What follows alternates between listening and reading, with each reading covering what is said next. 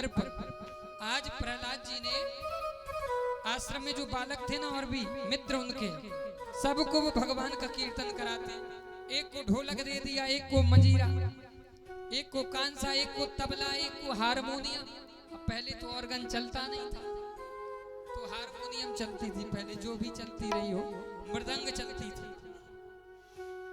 वीणा, और भजन गा रहे हैं, सुंदर सुंदर ठुमके लगा रहे हैं, नाच रहे हैं। देखो संसार में आप कितना भी अच्छा नाच करो और कहीं भी नाच आओ, बाद में संसार में नाचना ही पड़ेगा।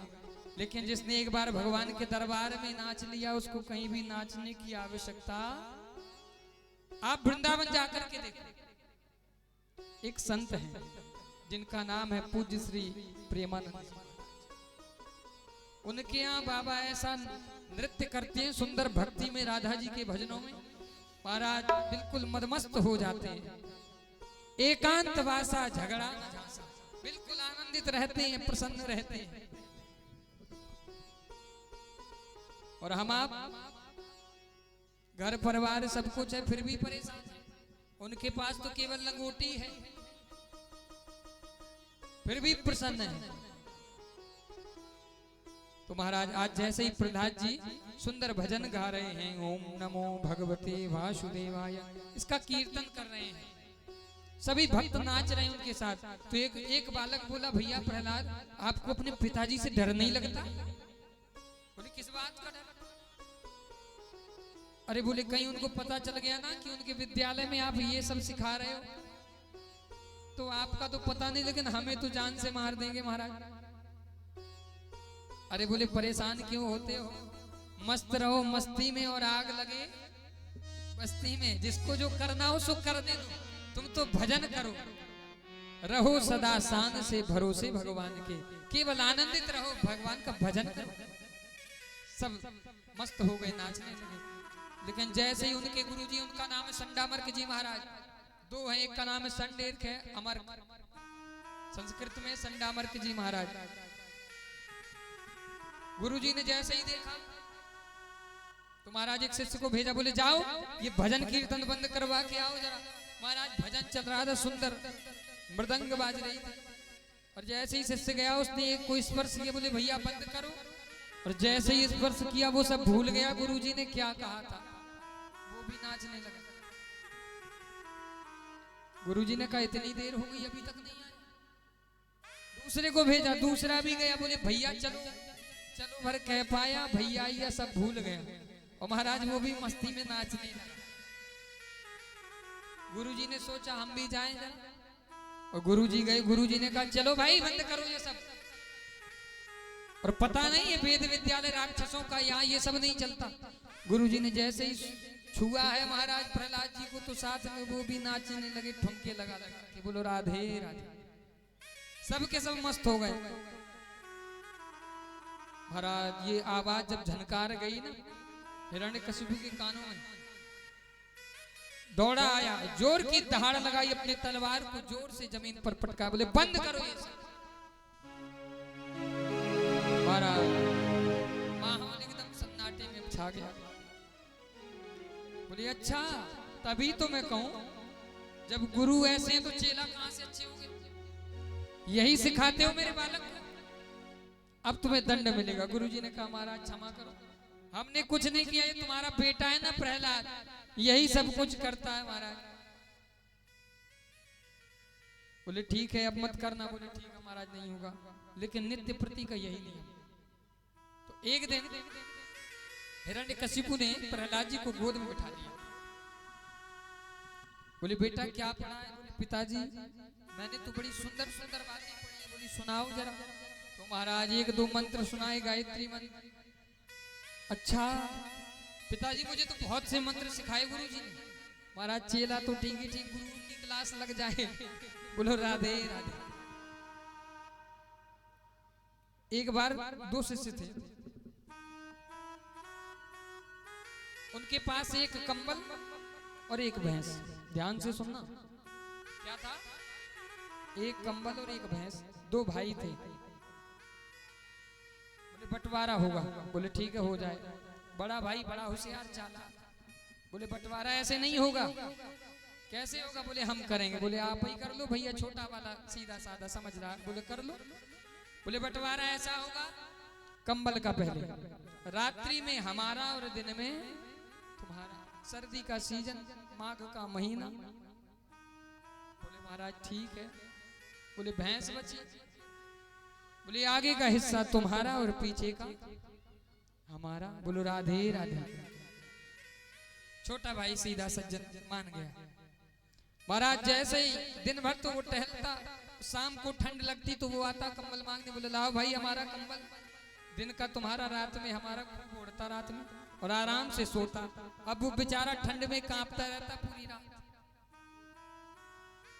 अब भैंस में दिन भर खिलाए पिलाए, अब खिलाया तो मुंह से जाएगा। दोहनी का समय आवे तो अपनी बाल्टी लेके आए महाराज, 10 लीटर की भर के ले जाए। परेशान हो गया 1 महीने में। गुरुजी के पास गया, बोले गुरुजी रक्षा करो। क्या हुआ? अरे बोले गुरुदेव भाई नहीं कसाई मिला है। ऐसा बंटवारा क्या हुआ? अरे बोले गुरुजी देखो तो सही चल के, मेरी ये हालत 10 किलो वजन कम हो गया मेरा। दिन भर खिलाता हूँ भैंस को, शाम के दूध ये ले जाता।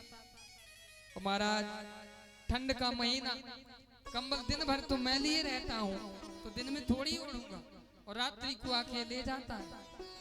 गुरुजी बोले चिंता किस बात की, हम जो हैं। बोले आप ही कोई उपाय बताओ महाराज। बोले ऐसा करो, दिन में तुम्हारा, बोले हाँ हमारा, तो बोले एक बड़ी सी नान ठंडा पानी हो 4-5 दिन का, और जाके कंबल को उसी में डुबो। चेले ने कहा ठीक है गुरुजी। हाँ बोले जाओ, कंबल डुबो दिया। अब जैसे ही बड़ा भाई आया, बोले भैया लाओ मेरा कंबल। बोले वो रखा भैया, उठा लो अपना कंबल। बोले कहाँ रखा? अरे बोले ये रखा। उठाए, बोले ये, अरे बोले भैया इसमें पानी कैसे? अरे बोले भैया सुनो, दिन में हमारा, हम चाहे जो मन में आए वो करें, रात में तुम्हारा सो ले जाओ। भैया अब पानी टपके कैसे ओढ़ लेगा?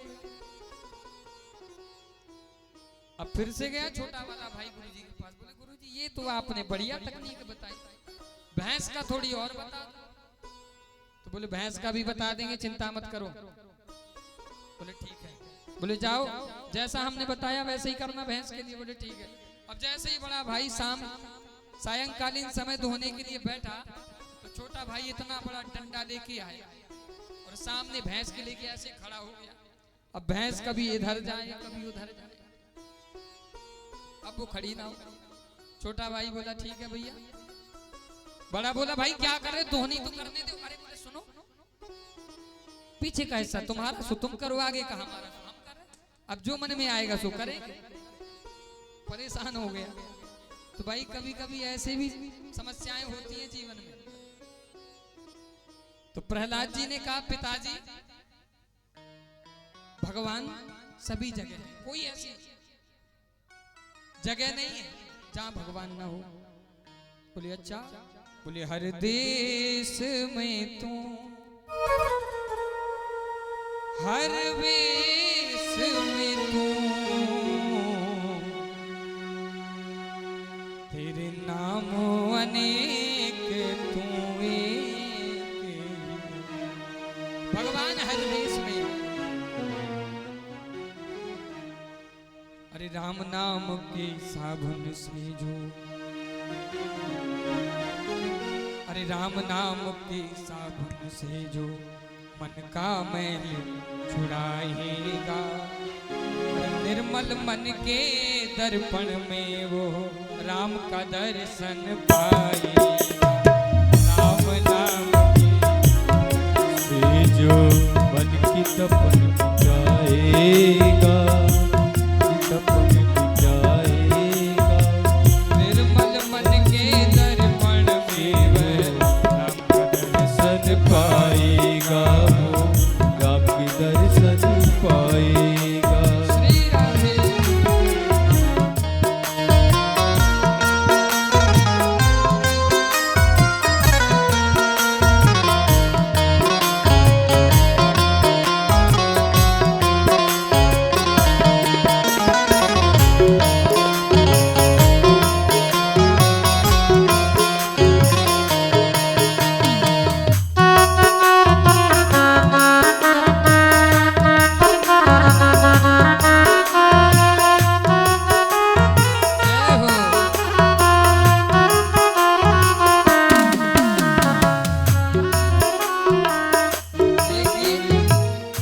झूठ कपट निंदा को त्यागो